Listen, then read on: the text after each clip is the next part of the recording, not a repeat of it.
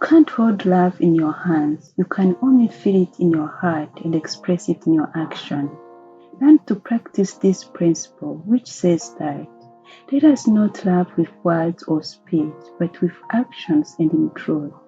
Emphasized in the Bible, book of 1 John 3:18. Did you know that true and lasting love is more of a decision than feelings and emotions?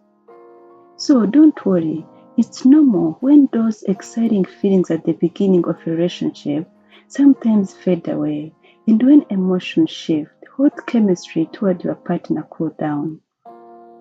The most important thing to do is to make a decision with good intentions. Continuously work on your relationship step by step to build it stronger each step of the way and make your tomorrow better than yesterday. You actually see the reality of a relationship when things get hard. Love in marriage or in any other relationship whatsoever is not sustained with that beginning butterflies full of emotions, but by the choices you make to remain committed and to persevere through good and hard times. Be careful so your action doesn't contradict your wishes. Allow your thought to align well with your desires.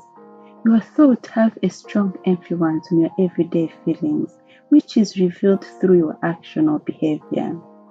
Sometimes you may not directly imagine that you've been thinking about something, but look back and check your reaction and words you speak. It can tell you something that is going on deep inside.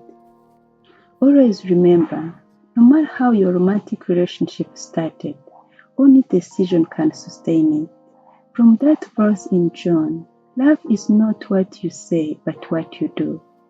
I recently read a story of a famous artist whose most paintings were of women walking away, facing the other direction, mostly showing the backside. To find out, that artist never had a stable or good long-term relationship. When asked if that is what makes him happy, he replied, "Not necessarily, but for some reasons they never last." His colleagues suggested, "Maybe try to paint pictures looking at you and see. Eyes are the windows to the soul. Who knows, it may attract more fun and maybe even a long-term relationship for you. Of course, if you'll be interested." Later on, he tried that suggestion in his paintings. To make the story short, changing his painting style came with so many changes in his life. Thereafter, he fell in love with a beautiful woman and get married, and now they have 2 children. He told his old colleague, "Of course, sometimes we have our disagreement, but for some reason, I wouldn't exchange what I have with my wife and kids for anything. Everywhere I am, no matter how beautiful the place or amazing the people around, I know there is a specific place I belong to, where I know my presence means more than just a famous artist." Think in your case, anything you wish could be different? Why don't you try a different approach? It doesn't hurt to try something different. It may help to be sure and avoid regrets later of what ifs. It worked for that artist. It can work for you too. Just try to be open for a change. This story shows how mostly our action and responses are always preceded by thought, either consciously or unconsciously. Changing the way he approached his everyday action changed also his outcome. In your case, as partners who willingly agree to start a new life journey together, keep striving to grow together instead of drifting apart with time. It's normal to have argument and disagreement, and sometimes feel like instead of going in the same direction, you are going further and further from each other. But as soon as you recognize that drifting, it should be the eye-opening and make the first step to think and do something about it. Therefore, don't focus on who is right or wrong, but how can we fix this the best way possible before too late.